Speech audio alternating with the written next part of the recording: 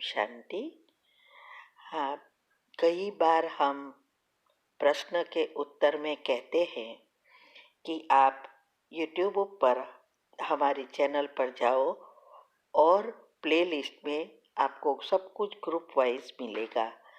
लेकिन कईयों की कंप्लेन होती है कि हम उसको प्लेलिस्ट में जाने का समझ नहीं आ रहा है और या नहीं जा रहे हैं। तो उसके लिए मैंने यहाँ विधि बताई है कैसे चैनल खोलनी है और कैसे आप प्लेलिस्ट में जाके चूज़ कर सकते हैं। तो प्लीज़ ये विधि फॉलो करो। ओम शांति। अगर आपको मेडिटेशन और हेल्थ की बातों को अच्छी रीति समझना है तो यूट्यूब चैनल है शिव शक्ति मेडिटेशन बीके कुसुम। फिर सब्सक्राइब करेंगे और जो लक्ष्मी नारायण का आइकॉन है उस पर टच करेंगे तो हमारी चैनल खुल जाएगी। वहाँ प्लेलिस्ट में आपको सब कुछ ग्रुप वाइज मिलेगा। साथ साथ लाइक शेयर और कमेंट भी कीजिए। इससे आपका दुआ का खाता बढ़ेगा, बुद्धि का ताला खुलेगा और आप जल्दी जल्दी आगे बढ़ सकोगे। ओम शांति। ओम शांति। आज ये हम समझने का प्रयत्न करेंगे कि आत्मा में कौन सी देवी शक्तियां मौजूद है जिसके जरिए हम हमारी जीवन की यात्रा को अच्छी रीति चला सकते हैं और अच्छा जीवन जी सकते हैं। वो 8 शक्तियां हैं। संकीर्ण करने की शक्ति, समेटने की शक्ति, सहन शक्ति, समाने की शक्ति, परखने की शक्ति, निर्णय करने की शक्ति, सामना करने की शक्ति और सहयोग की शक्ति। ये 8 शक्तियां बहुत जरूरी है जो इस कलयुग के अंत में अभी उस जैसे न के बराबर हो गई है और इसीलिए जीवन में दुख, प्रॉब्लम, अशांति सब आती है। तो ये 8 शक्तियां की ही यादगार नवरात्रि है। नवरात्रि माना 8 शक्ति जिसमें होती है तो नवमी देवी श्री लक्ष्मी बनते हैं और 8 शक्तियां आती है 7 गुणों से। इसीलिए कहते हैं कि नवरात्रि के ये 9 दिन पूजा पाठ, उपवास, संयम, नियम, सात्विक आहार के व्रत का पालन करने से शरीर की शुद्धि, साफ सुथरे शरीर में शुद्ध बुद्धि, उत्तम विचारों से ही उत्तम कर्म और कर्मों से सचरित्रता और क्रमशः मन और बुद्धि भी शुद्ध होती है और स्वच्छ मन मंदिर में ही ईश्वर की शक्ति का संचार होकर स्थायी निवास होता है, ये कहते हैं। लेकिन जरा सोचने की बात यह है कि हम सारा जीवन आज जो हो रहा है विश्व में कि सारा जीवन सब लोग अशुद्ध भोजन खाना, मांस खाना, नशे करना, सारा दिन झगड़े गाली वगैरह चलाना, नेगेटिव व्यर्थ देखते रहना, सुनते रहना, बोलते रहना। तो क्या सिर्फ 9 दिन संयम नियम करने से तन और मन शुद्ध हो जाता है? क्या शक्ति मिलेगी? सोचने की बात है, कभी नहीं मिलती। शक्ति प्राप्त करने के लिए, स्वच्छ बनाने के लिए इसको हमेश के लिए जीवन में अपनाना पड़े। मन को भी रोज शुद्ध करना पड़े।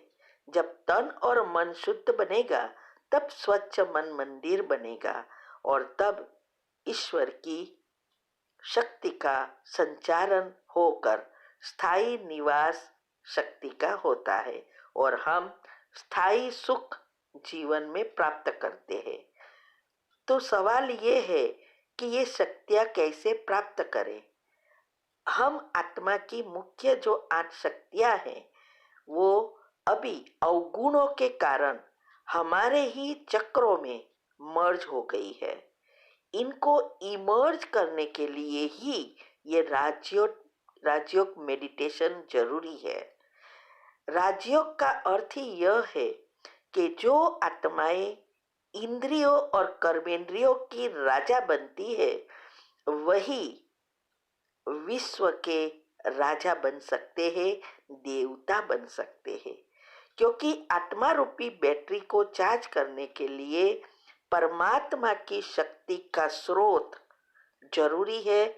उस स्रोत के साथ जोड़ना पड़ेगा। यही है राजयोग।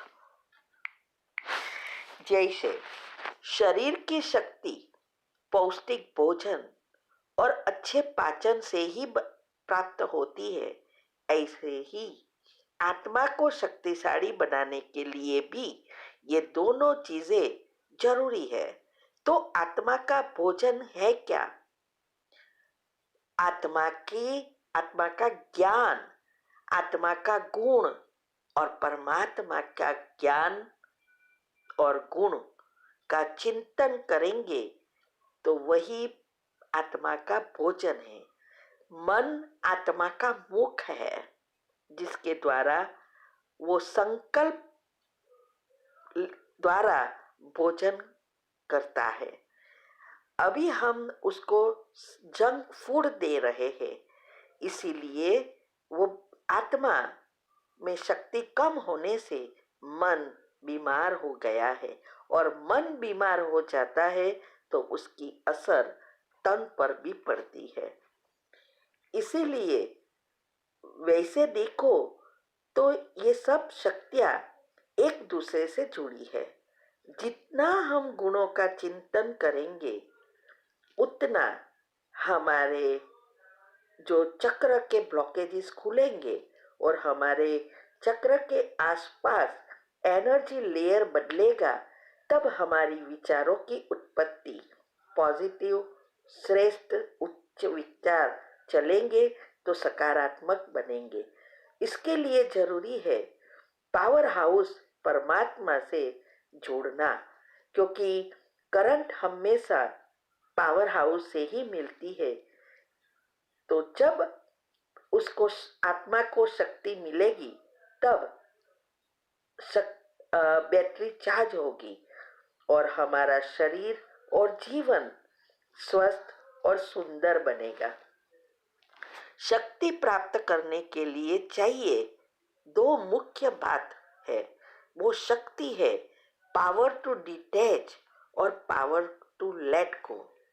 और ये तब आएगी जब हम देही अभिमानी बनेंगे।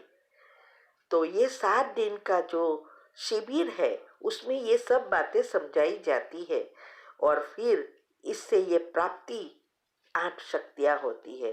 तो 7 दिन के शिविर में ये मन को परिवर्तन करने की प्रोसेस बताई जाती है।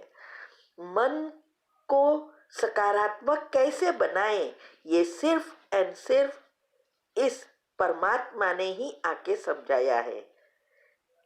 भले दुनिया में कितने भी मेडिटेशन बताते हैं, लेकिन कोई भी मेडिटेशन इसकी प्रोसेस जो है विचार परिवर्तन करने की, वो कोई नहीं सिखा सकता। सिर्फ परमात्मा आके ही ये बताते हैं। तो 8 शक्तियां में पहले हम देखेंगे कि पहली शक्ति जो है वो विस्तार को संकीर्ण करने की शक्ति, इसको कहते हैं ये माँ पार्वती। ये शक्ति अनासक्त वृत्ति होती है। अनासक्त वृत्ति का अर्थ है कि मैं इस शरीर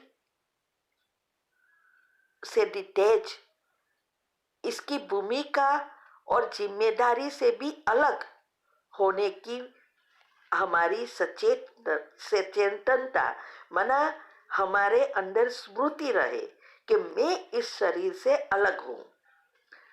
फिर हम जो चीजों को सही अंदाज से देख सकेंगे और सही निर्णय ले सकेंगे। इसके लिए जरूरी है अपनी कर्मेंद्रियों को जब चाहो तब संकीर्ण कर सके। जैसे कछुआ, जो मंदिर, शिव के मंदिर में भी बताया है कछुआ। क्यों? क्यों? ये पुरुषार्थ हमने किया है, उसकी ही सब यादगार मंदिरों में है। तो कछुआ का क्या करता है कि जब उसको शरीर की कर्मेंद्रियों का उपयोग करना है तो कर्मेंद्रियों को फैलाकर काम कर लेता है, खाना ढूंढ लेता है, और जैसे काम समाप्त हो जाता है सभी कर्मेंद्रियों को समेट कर बैठ जाता है, ना हिलता है ना चलता है। ऐसे ही हमें एक पुरुषार्थ करना है कि जब हमें इस कर्मेंद्रियों द्वारा शरीर से काम करना है तो हम आत्मा इस शरीर द्वारा काम कर ले। जैसे हमारी काम समाप्त हो जाता है तो हम फिर से आत्मिक स्मृति में स्थित हो सके। ये स्मृति बनाने के लिए ये यादगार है। तो ये संकीर्ण करने की शक्ति ही मुख्य शक्ति है। दूसरी है समेटने की शक्ति। इसको माँ दुर्गा की शक्ति भी कहते हैं। समेटने की शक्ति हर चीजों को, संबंधों को और व्यर्थ संकल्पों को भी समाप्त करने की क्षमता इस शक्ति में है। यह सिद्ध वैराग्य से संबंधित है। सभी चीज को समाप्त करना, इस्तीफा देना, सब कुछ समेटकर जीवन में आगे बढ़ने की शक्ति, इस शक्ति को संकीर्ण करने की शक्ति की भी आवश्यकता है। ये संकीर्ण करने की जितनी शक्ति होगी उतनी हम समेटने की शक्ति प्राप्त कर सकते हैं। हम हमारे दिल की तसल्ली के लिए खुद को हमेशा अतीत के साथ पकड़ के रखते हैं। कहीं तो सोचते रहते हैं और ऐसा भी कहते हैं मरेंगे लेकिन कभी भी भूलेंगे नहीं। अभी सोचो ये क्या कर रहे हैं, अपने ही पाप कर्मों को बढ़ाकर दूसरे जन्म भी बिगाड़ रहे हैं। इसीलिए ये परमात्मा आके सिखाते हैं कि ड्रामा का ज्ञान और कर्म की गुह्य गति को उपयोग कर इस शक्तियों को प्राप्त करो। तो ये पकड़ के रखना अर्थात हमारी इस जीवन और दूसरे जन्म को भी बिगाड़ना। तो विस्तार करते रहते हैं। हर दिन हम वही एक समान जिंदगी जीना चाहते हैं। चलता है, होता है, सोचते रहते हैं, जो आया वो सोचना और यही जिंदगी समझ लेते हैं। परंतु परिवर्तन प्रकृति का नियम है। जीवन में अप एंड डाउन, सुख दुख दोनों चीजें जुड़ती रहती है। तो कैसे उसको बैलेंस करना है ये बहुत बड़ी कला है, और वो जितना हम समेटेंगे उतना हम जीवन को सुंदर बना सकेंगे। तो अब वापिस परमधाम जाना है तो व्यर्थ संकल्प से लेकर सब कुछ समेटना है। जितना समेटेंगे उतना डिटेच होते जाएंगे, तब अंतमति सोगति हम कर सकेंगे, जिसकी यादगार शास्त्रों में है। शिव की बारात अभी जा रही है तो उसके साथ जाना है, उसके सगा संबंधी बनना है और श्री कृष्ण के साथ उसके घराने में आना है। तो डिटेच होना जरूरी है।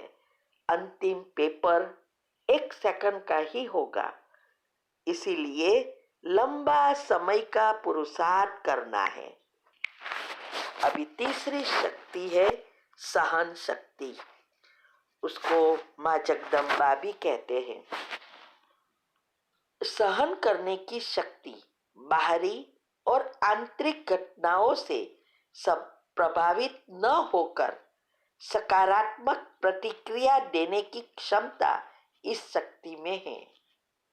माना कुछ भी हो जाए लेकिन उसकी असर हम आत्मा पर ना पड़े। सब कुछ सहन करने की शक्ति हमारे पास है। यह आत्मा की सबसे विशेष और उपयोगी शक्ति है और इस शक्ति को उपयोग करके हम संबंधों में आते हुए भी संघर्ष से मुक्त होकर खुशियों से जीवन जी सकते हैं। सहन करना का अर्थ है कि सिर्फ ये नहीं कि सिर्फ केवल ना बोलना या प्रतिक्रिया नहीं करना, परंतु सामने आई हुई परिस्थिति के साथ कैसे शांत रहना और उस समय उस बात के बारे में या परिस्थिति का चिंतन ना करने करके उसको सकारात्मक में परिवर्तन कर अच्छे कर्म करना, ये है सहन शक्ति। लेकिन सहन कब करना और सामना कब करना, ये भी बहुत समझने की बात है। जितनी हमारी बुद्धि शुद्ध पवित्र होगी, उतना हम राइट समय पर राइट बातों को, परिस्थिति को समझ सकेंगे। ज्ञान को प्रैक्टिकल जीवन में उपयोग कर हमारे संस्कार भी परिवर्तन कर सकेंगे और सिचुएशन को भी परिवर्तन कर सकेंगे। संस्कार परिवर्तन में व टकराव में सहन करना है। और अगर कोई मारते, टॉर्चर करते, मेंटली हैरान करते, तो उसका सामना भी करना है, लेकिन युक्ति युक्त, योग युक्त, और फिर राइट समय पर सही डिसीजन लेकर आगे बढ़ना है। कभी कभी हम बच्चे की गलती व बुरी आदतों को सहन कर जिसका हमें सामना करना चाहिए और सही रास्ता बताना चाहिए और पति की बातों को सहन करना है। वहाँ देह अभिमान के कारण छोटी छोटी बातों में सामना करके संबंध में टकराव पैदा करते हैं। यह है सही तरीके से प्रतिक्रिया करना। कई बार हम कहते हैं कि क्या हमें ही सहन करना है, लेकिन अगर हम ज्ञान को अच्छी रीति समझते हैं और कर्म की गुह्य गति और ड्रामा का ज्ञान, ये इतना अच्छी रीति समझकर धारण कर लेना है जिससे ये हमारा एक नेचर बन जाए। सहन कौन कर सकता है? इसमें भी आपने देखा क्या बताया है कि ये झाड़ को पत्थर मार रहे हैं, तो सहन कौन करता है? जिसके पास कुछ देने का हो, वो ही सहन करता है। जैसे झाड़ है, वृक्ष कोई भी देखो जिस पर फल है, और वो फल है तो हमेशा झुका हुआ है, और झुका हुआ है तो सबको छाया भी देता है, और फल के कारण लोग उसको ही पत्थर मारते हैं फल खाने के लिए।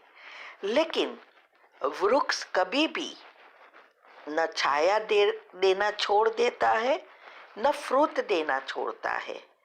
वो हमेशा नमा हुआ होकर अपनी जो ओरिजिनल संस्कार है, वो संस्कार से सभी को सुख देता है।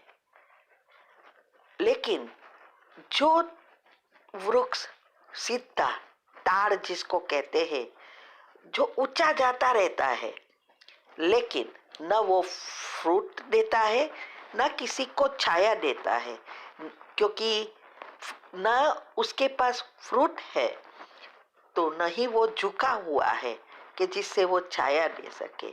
वो देह अभिमान की तरह ऊपर ही जाता रहता है, लेकिन किसी का भी काम का नहीं होता है। ऐसे ही हम जो देही अभिमानी आत्म अभिमानी आत्माएं हैं, वही आत्माएं के पास गुण है, वही आत्माएं पुरुषार्थ कर झुकने का सीख जाते हैं और गुणों के कारण झुके हुए रहते हैं, तो सभी को सुख देते हैं, सभी को अच्छा कर्म का फल देते हैं। और जो देह अभिमान वाले हैं वो हमेशा तटार रहते हैं, क्योंकि वो लोगों के पास कोई गुण होते ही नहीं है, अवगुण से भरपूर होते हैं और वो ईगो के कारण ना किसी को सुख दे सकता, ना किसी को मदद कर सकता। तो हमें ये सहन शक्ति को जीवन में धारण कर खुद का भी कल्याण करना है और औरों का भी कल्याण करना है। चौथी आती है समाने की शक्ति, जो माँ संतोषी की है। जितना जितना हम पुरुषार्थ करते हैं, हमारे जीवन में संतुष्टता आ जाती है और संतुष्टता के कारण हम दुनिया से डिटैच हो जाते हैं। तो समाने की शक्ति दूसरों की मौजूदगी, विचार और इच्छाओं को विस्तार रूप से स्वीकार करने की क्षमता। जो जैसा है वैसा उसको स्वीकार कर आगे बढ़ना है। जैसे पानी पात्र के अनुसार समा जाता है और नदी रास्ता के आकार अनुसार अपनी जगह बना लेती है, इसी तरह यह शक्ति हमें हर परिस्थितियों में खुद को पवित्रता के साथ अपने मूल गुणों को रखते हुए समाने की शिक्षा देती है। यह हमें जीवन की हर परिस्थिति में सभी के साथ मिलजुल कर एडजस्ट करके रहने की शिक्षा देती है। यह जो जैसा है उसको वैसे ही ग्रहण करने का गुण इसमें है। हम सभी उत्तम हैं। किसी कोई भी नेगेटिव बात हो तो यहाँ वहां न फैलाकर उसको कैसे वहां ही समाप्त कर देना है, समा लेना है। समाने का दूसरा अर्थ ये नहीं कि उसका मन में चिंतन करते रहो, फुल स्टॉप। जैसे हमारी घर की बुरी बात होती है तो हम वहां बाहर नहीं फैलाते, ऐसे ही किसी की भी बुरी बात है तो हमें नहीं फैलानी चाहिए। इसीलिए परमात्मा आके हमें समझाते हैं कि हमें एक आदत पड़ गई है यहाँ की बात वहाँ, वहाँ की बात वहाँ करना, और बुरी चीज ही हम दूसरों को कहते हैं, अच्छी चीज नहीं कहते। तो भगवान कहते हैं इस आदत के वश आपको कुछ कहना है तो यहाँ आके मुझे मेरे सामने कहो, मुझे कहो, दुनिया में उसको नहीं फैलाओ। जैसे उल्टी माना वॉमिट होती है तो वॉश बेसिन में ही किया जाता है, यहाँ वहाँ वॉमिट करेंगे तो जर्म्स फैलेंगे और बीमारियां आएगी।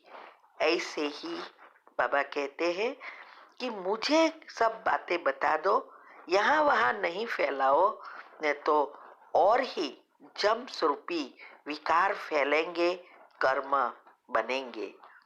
तो ये है समाने की शक्ति। अभी है परखने की शक्ति, वो माँ गायत्री की यादगार है। जितनी ये आगे की 4 शक्तियां संकीर्ण करने की, समेटने की शक्ति, सहन शक्ति और समाने की शक्ति, ये 4 जितनी हमारे में आएगी उतनी हमारी बुद्धि शुद्ध पवित्र बनती है तो ये परखने की शक्ति आती है। परखने की शक्ति सूक्ष्म को पहचानना और क्या सही है क्या गलत है और उसमें से गलतियों से अलग करने की क्षमता इसमें है और निर्णय ले सकते हैं। क्या सही है और क्या गलत है, यह सबसे बुनियादी सवाल है। इसको समझना बहुत जरूरी है, जो किसी भी छोटा या बड़ा निर्णय लेने के दौरान ये आता ही है।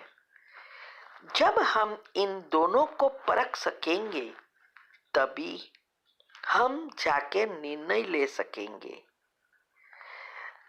जब हम ये पुरुषार्थ करते हैं, हमारे संस्कार परिवर्तन करना है, तो ये परखने की शक्ति बहुत आवश्यक है। समय को परखना होता है, आत्माओं को परखना होता है, समस्या सिचुएशन को समझना होता है, सब चीजों को परखना होता है, तभी हम अच्छी रीति अपने को बदल सकते हैं। तो यह हमारा मानव जीवन एक गहरा प्रतिबिंब है। जब हम सही निर्णय कर सकते हैं तो जीवन को आकार दे सकते हैं, हमारे संस्कार परिवर्तन कर गुणवान बन देवात्मा बन सकते हैं। छठी है निर्णय लेने की शक्ति। वो माँ सरस्वती की यादगार है। निर्णय लेने की शक्ति अपने आप में और दूसरों में विशिष्ट गुण, निर्णय और कार्यों को आकलन करने की क्षमता है। आप खुद के न्यायाधीश बन जाओ। आज पूरे दिन में क्या क्या भला और बुरा किया। जब हम स्वयं को परखते हैं तो हमें बदलने का अवसर मिलता है। जब हम यह अभ्यास करते हैं, वास्तव में हम हमारे बुद्धि को गठन करते हैं। हम हमारे मन और इंद्रियों को जो सही है वही करने के सिखाते हैं और वो करते हैं। जब हमारी परख शक्ति और निर्णय शक्ति होगी तो हम अगली बार यह कर्म परिवर्तन कर सकेंगे, जीवन और भाग्य श्रेष्ठ बना सकेंगे। इसीलिए गीता में कहा है कि जब हमारी बुद्धि स्थूल होती है तो हमारे भाग्य अनुसार बुद्धि कर्म को फॉलो करती रहती है और नए कर्म उस अनुसार बनते रहते हैं और जीवन और जन्म होते रहते हैं। लेकिन जब हमारी बुद्धि शुद्ध पवित्र बनती है तब कर्म बुद्धि को फॉलो करती है। माना बुद्धि जो कहे वही कर्मेंद्रियों करेगी और हम अपने कर्म को बदलकर हमारे संस्कार परिवर्तन भी कर सकेंगे और हम जैसा चाहेंगे वैसा श्रेष्ठ कर्म कर हमारा ये जीवन और दूसरे जन्मों को भी सुधार सकेंगे। सातवीं है सामना करने की शक्ति। वो माँ कालिका की यादगार है। सामना करने की शक्ति में बाह्य और आंतरिक बाधाओं, परीक्षाओं और चुनौतियों को सामना और हल करने की क्षमता है। मृत्यु जैसी घटना भी अचल अडोल अवस्था में रहकर हम सामना कर सकते हैं, क्योंकि मृत्यु एक ऐसी घटना है जो हर एक के जीवन में आती है और उसका अचानक आने से सभी आत्माओं को बहुत दुख और हलचल में आ जाते हैं। तो ये हमारी एक ऐसी शक्ति है जो हमें अचल अडोल रहकर हमें हमारे कर्म को परिवर्तन कर सकते हैं। तो परमात्मा आके यही पुरुषार्थ करा रहा है कि कैसे हम अचल अडोल रहे।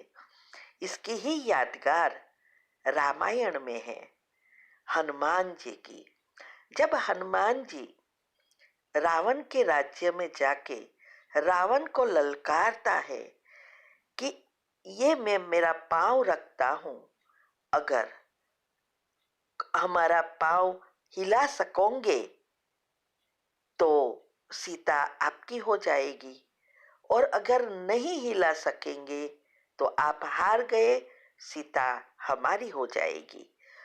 अभी ये शर्त ऐसी लगती है कि जैसे ये सामान्य पग है। तो उसके साथीदार जो साथ में थे वो सब चिंता में पड़ गए कि ये क्या शर्त रख रहा है। रावण जैसा शक्तिशाली वो पग तो ऐसे ही हिला देगा। तो सब चिंता करते रहते थे कि क्या होगा क्या होगा, लेकिन कोई भी इसका पांव हिला नहीं सके, सब गिर जाते थे। हनुमान जरा भी हिलता नहीं था। तो जब ये सब नाटक पूरा हुआ तब तुरंत सभी साथीदारों ने पूछा कि क्या ऐसी कोई शर्त रखता है क्या? अगर ये पांव हिल जाता तो क्या होता? हम क्यों यहाँ आए थे? सीता को लेने और छोड़ने? तो हनुमान जी ने बहुत अच्छा जवाब दिया। ये हमारी अवस्था बनानी है, क्योंकि हनुमान जी कौन है? हम पुरुषार्थी आत्माओं की ही तो यादगार है। तो हनुमान जी ने कहा, ये पांव किसका है? राम का है। ये सीता किसकी है? राम की है। तो ध्यान किसको रखना है? राम को रखना है। मेरा तो कुछ है ही नहीं, तो मुझे क्या चिंता है? तो इसका अर्थ यह है, जब हमें परमात्मा पर पूरा पूरा निश्चय है, सब उनका है, मैं तो निमित्त हूं। ये शरीर भी उनका, ये चीजें भी उनकी, सब परिवार भी उनका, सब उनका। तो ध्यान भी उसको रखना है। लेकिन हम हर हर समय मेरा मेरा मेरा करते हैं, तो परमात्मा नजदीक आ ही नहीं सकता। तो ये हमारी अवस्था बनानी है। कितने भी कैसी भी सिचुएशन आए, लेकिन हमारा मन और बुद्धि हिले नहीं।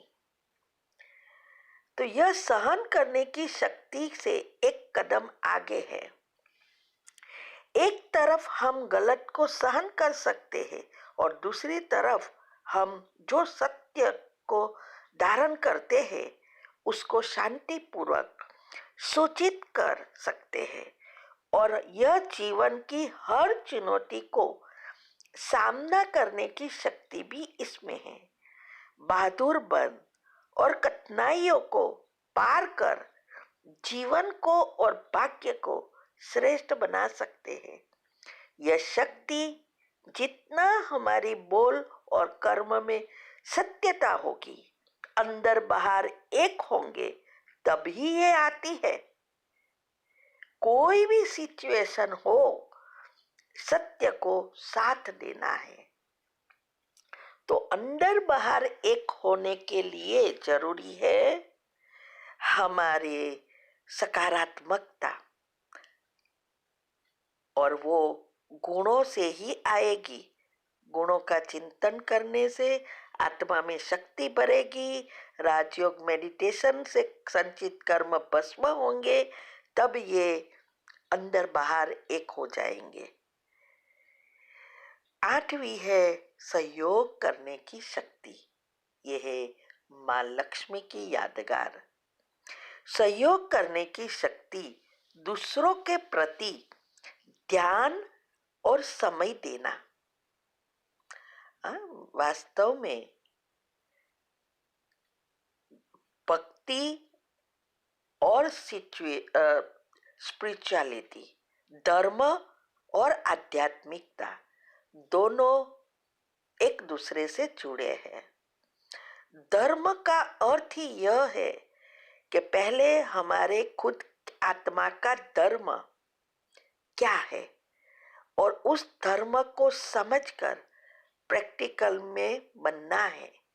फिर हमारे परिवार प्रति फर्ज, धर्म का अर्थ ही है फर्ज, तो परिवार प्रति फर्ज, समाज प्रति, देश के प्रति और विश्व के प्रति। जब हमारी फर्ज अच्छी रीति बजाते हैं तो वो हमारा धर्म है। तो ये तब होता है जब हम अटेंशन देते हैं और पूरा समय देते हैं। आजकल स्व के बना आत्मा के लिए किसी के भी पास 1 मिनट का भी समय नहीं है, और हमें अगर विश्व के लिए समय चाहिए तो सोचो कितना समय निकालना पड़ेगा, और वो नेचुरल निकलता जाएगा। जब हम ज्ञान में आए तब दीदिया कहती थी 15 मिनट योग तो शुरू करो। हम कहते थे कि कहाँ टाइम है, और आज हमारा बैठकर 5-6 घंटे का योग है, 4 घंटे की सेवा दुनिया के लिए है, और कर्मयोग भी पूरा है। पहले समय नहीं था और आज सारा समय स्वधर्म के प्रति, आत्मा के प्रति फर्ज निभाई, परिवार के प्रति और अभी विश्व के प्रति। क्योंकि जितना हम मेडिटेशन करते हैं वो विश्व के लिए ही जाता है। तो ये जो समय और ध्यान जितना हम दूसरों के लिए रखेंगे, अपना अनुभव और ज्ञान की सेवा देना, उनके साथ मिलजुल कर काम करने की क्षमता, ये सहयोग की शक्ति है। जब हम समूह में होकर एक लक्ष्य के लिए काम करते हैं, हमें समेटने की और सहयोग करने की दोनों शक्तियों की जरूरत होगी। इस ईश्वरीय मिशन परमात्म कार्य में भी हम सभी खुशी की नई दुनिया लाने के लिए सहयोग करते हैं। हर किसी का जीवन जीने का एक उद्देश्य होता है और वे इस वर्ल्ड ड्रामा में अपनी भूमिका निभा रहे हैं। निरअहंकारी बने, विनम्र रहे, तभी जाकर आप सभी के साथ संयोजित होकर सहयोग कर पाओगे। इसीलिए शास्त्रों में गोवर्धन पर्वत उठाने की बात बताई है कि सबने अंगुली दी, तो वो भी अभी की ही तो यादगार है कि ये ईश्वरीय कार्य सबके सहयोग से होगा। ये कलियुगी रूपी पहाड़ को निकाल सत्युग स्थापन करना है। उसमें सभी आत्माओं का सहयोग चाहिए, और खास करके जो आत्माएं परमात्मा के बच्चे बनते हैं उसकी एक एक उंगली चाहिए। सबने कुछ न कुछ सहयोग किया, तब जाकर विश्व परिवर्तन होगा। ऐसे ही 8 शक्तियां मुख्य है और उसके साथ दूसरी कई शक्तियां हैं, उसके बाल बच्चे हैं, तो वो सब आना शुरू हो जाएगी। और ये सब गुणों से जुड़ी है। 60 गुण जितना आप चिंतन में लाएंगे, स्वमान में लाएंगे, चक्र खुलेंगे, ऐसे वैसे आत्मा में ये शक्तियां आना शुरू हो जाएगी और हम इस जीवन को भी सुंदर बना सकेंगे और दूसरे जन्म भी सुधार सकेंगे, श्री कृष्ण के साथ स्वर्ग में आ सकेंगे। अभी भी समय है, अभी जग जाओ और इस पुरुषार्थ में आगे बढ़ो। ओम शांति। शांति। आपका प्रश्न है, आज की मुरली से श्री कृष्ण के लिए और जन्माष्टमी और शिव के लिए शिवरात्रि, इस बारे में बताया है, वो समझना है डिटेल में। उत्तर है, ये परमात्मा मना बाबा ये कहना चाहता है कि श्री कृष्ण का जन्म भी रात को ही होता है, लेकिन उनको कृष्ण रात्रि नहीं कहते, उसको जन्माष्टमी कहते हैं। और शिवरात्रि को ही रात्रि माना शिव का जन्म रात्रि को ही बताया है और सारी रात उनकी पूजा होती है। तो ये दोनों में अंतर समझना है। क्यों श्री कृष्ण को रात्रि नहीं कहते, जन्म रात्रि को है, फिर भी जन्मरात्रि नहीं कहते? क्योंकि श्री कृष्ण का जन्म होता है और जिसका जन्म है उनका मृत्यु है, लेकिन शिव का जन्म नहीं होता है, अवतरण होता है, खुद इस सृष्टि पर अवतरित होते हैं।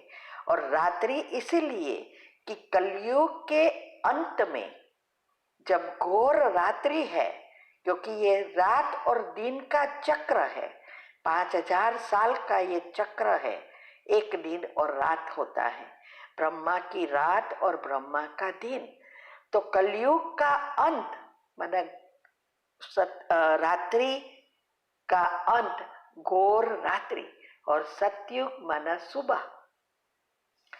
तो परमात्मा जब आते हैं तो उस कलयुग के अंत में आता है, जब ये सृष्टि की रात्रि 5000 साल की जो ये रात्रि है, ब्रह्मा की रात्रि पूर्ण होने वाली होती है, तब ये सृष्टि पर वो अवतरित होता है।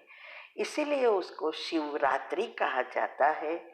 और श्री कृष्ण का जन्म 12 बजे के बाद माना सुबह होने के समय होता है, माना सतयुग आने के समय होता है।